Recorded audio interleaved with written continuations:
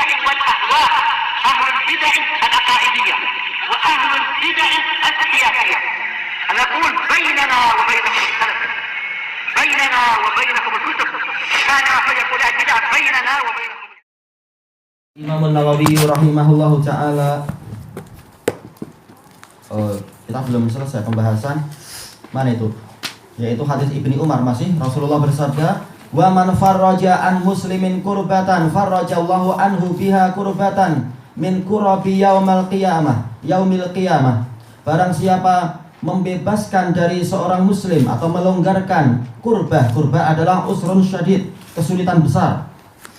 Bukan hanya kesulitan, tapi kurbah adalah kesulitan yang besar. Allah akan melonggarkan darinya dengan amalannya tadi suatu kesulitan besar dari kesulitan-kesulitan besar di hari kiamat.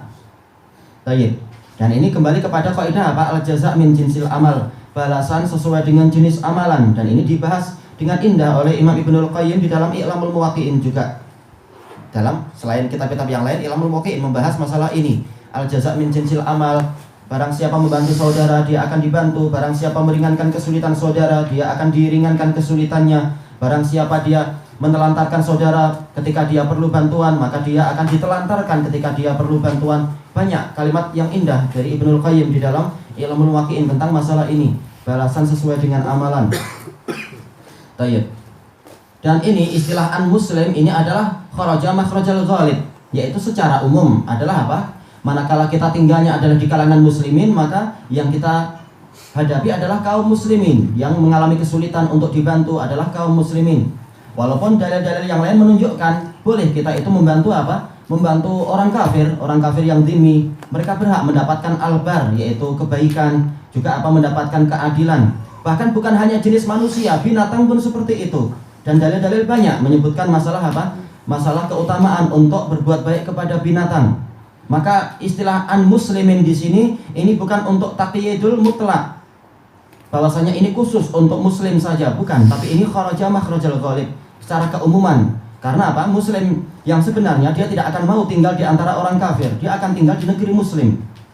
Tayyib. Maka di sini Rasulullah pun menyebutkan ya muslim, menyelamatkan muslim yang lain, membantu muslim yang lain dan sebagainya. Maka balasannya lebih besar daripada amalannya. Kesulitan di dunia sebesar apapun itu hanyalah sesuatu yang sangat sedikit saja. Adapun kalau di akhirat maka itu memang kesulitan yang besar. Apa itu? Wasa'atu adha wa amar. Hari kiamat itu lebih berat dan lebih pahit. Tidak ada apa-apanya kesulitan di dunia dibandingkan dengan kesulitan di hari kiamat itu. Maka sebenarnya walaupun balasan itu sesuai jenis amalan, tetapi balasan Allah tetap lebih baik daripada amalan hamba. Dan ini sebagaimana yang disebutkan oleh Ibnu Hajar di dalam hadis muttafaqun alaih dari Utsman bin Affan itu. Man bana lillahi masjidan banallahu lahu masjidan mithlahu fil jannah. Barang siapa membangun sebuah masjid karena Allah di dunia, maka Allah akan membangunkan untuk dia masjid, atau dalam lafaz yang lain rumah di surga. Maka sebagian orang menanyakan, kalau rumah kita di surga itu sama dengan di dunia, rugi kita. Terbuat dari batu bata seperti ini, nanti semennya kurang, mungkin ada retak-retaknya, nanti ada semut beratur, nggak suka kita. Nah, kata Ibnu Hajar, ini sekitar apa? Jenis al-jaza' min jinsil amal. Jenisnya sama, tetapi apa? Nilainya jauh lebih besar dan lebih mulia. Tapi memang orang akan tetap paham, oh ini adalah rumah yang dulu. Cuma apa? Dia lebih indah, lebih cantik dan sebagainya.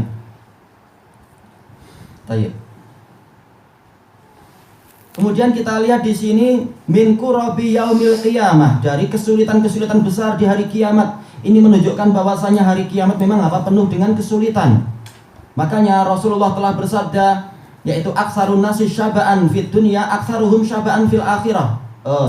Aksaruhum ju'an fil akhirah. Orang yang paling sering kenyang di dunia, maka dia akan paling sering lapar di akhirat, yaitu manakala menghabiskan kenikmatan dunia sekedar untuk bersenang-senang di dunia, maka di akhirat dia akan paling rugi. Kenapa? Orang-orang yang lain rela untuk berpuasa di waktu puasa, rela untuk berbagi rizki dengan saudaranya, sehingga apa? Makan dia secukupnya, tidak menyibukkan diri dengan kekenyangan. Amalannya, hartanya banyak dipakai untuk apa? Untuk sedekah, sehingga di akhirat dia berjaya mendapatkan sekian banyak keutamaan. Tapi orang yang hanya istilahnya ananiyah, yaitu egois, istilahnya selfie ya, mengurus diri sendiri saja, maka di akhirat dia menjadi orang yang paling sedikit amalannya dan paling sedikit pahalanya, sehingga kesulitannya akan besar. Sebagaimana disebutkan dalam dalil-dalil yang banyak itu. Hadis Abi Dzar, Rasulullah bersabda, "Ya Abu Dzar, innal aksarina fid dunya aqalluna yaumal qiyamah." Wahai Abu Dzar, orang yang paling banyak harta di dunia, maka dia menjadi orang yang paling miskin di akhirat. Kenapa paling banyak? Dia nggak mau sedekah, sehingga apa? Harta dia terpelihara dohirnya. Nah, di akhirat akhirnya apa? Dia menjadi orang yang paling sedikit hartanya, rumahnya paling kecil barangkali, atau barangkali apa itu, pahala-pahala yang lain juga sedikit. Kenapa? Karena dia tidak memiliki tabungan akhirat. Itulah yang dimaksudkan. Dan ini menunjukkan akhirat itu kesulitannya besar. Itu masih untuk orang-orang yang memiliki amalan. Bagaimana orang yang justru melakukan apa, banyak kesalahan dan kejahatan, ternyata apa, beratur orang-orang yang dia dolimi. Satu orang aja entah berapa banyak nanti hisabnya, belum lagi menghadapi orang yang berikutnya, belum lagi binatang yang pernah dia dolimi juga. Demikian pula harta dia, semakin banyak harta yang tidak diarahkan kepada kebaikan, maka tanggung jawab akan semakin banyak, pemeriksaannya akan menjadi besar. Maka ini adalah kesulitan yang sangat berat. Dan dalil-dalil banyak masalah ini. Rasulullah bersabda dalam hadis Aisyah, "Man nuqishal hisab udzib." Barang siapa pemeriksaannya itu diperiksa dengan sangat teliti, dia akan tersiksa. Dan seterusnya. Untuk orang yang tidak membayar zakat, kita tahu dia akan disiksa dalam apa? Entah berapa hari, yang seharinya itu 50.000 tahun. Hadis Abi Hurairah indah Muslim, itu juga hadis Abi Dzar. Baru setelah semua orang selesai diperiksa di padang mahsyar, dia masih di situ, baru dilihat apakah dia perlu ke surga atau perlu ke neraka dulu. Dilihat bagaimana keadaan dia. Padahal di padang mahsyar sendiri sudah banyak siksaan.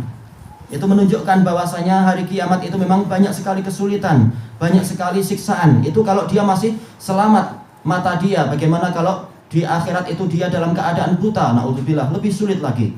Dalam keadaan buta, bagaimana dia berjalan, bagaimana dia nanti melewati sirat, tentunya adalah kesulitan yang sangat besar. Demikian pula orang-orang yang memikul amanah yang tidak ditunaikan di dunia, maka dia nanti akan disuruh untuk apa? Menunaikan amanah di padang mahsyar.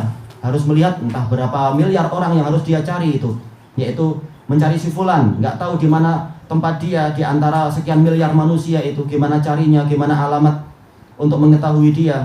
Kesulitan yang besar. Dalam keadaan matahari itu hanya 1 mil di atas kepala dia, itu kesulitan yang terlalu besar. Nggak mungkin dia akan mencari orang tersebut untuk menyampaikan amanah dengan apa? Kereta-kereta pos itu, nggak ada lagi itu semua. Yang ada adalah apa? Boleh jadi dia pergi dalam keadaan tidak pakai baju, tidak pakai selipar, dan tidak berkhitan. Kesulitan yang sangat besar dengan membawa peluh yang sangat banyak. Maka akhirat adalah betul-betul kesulitan yang besar. Itulah yang dikatakan sebagai al-fazaul akbar, yaitu kengerian yang paling besar, yaitu hari kiamat. Maka barang siapa dia rajin membantu muslimin di dunia, maka Allah akan banyak meringankan kesulitan dia di akhirat nanti. Dan Allah akan memberikan rahmat kepada dia, dan seterusnya dan seterusnya. Wa man satara musliman satarahullahu yaumal qiyamah. Barang siapa menutup aib seorang muslim, Allah akan menutup aib dia di hari kiamat.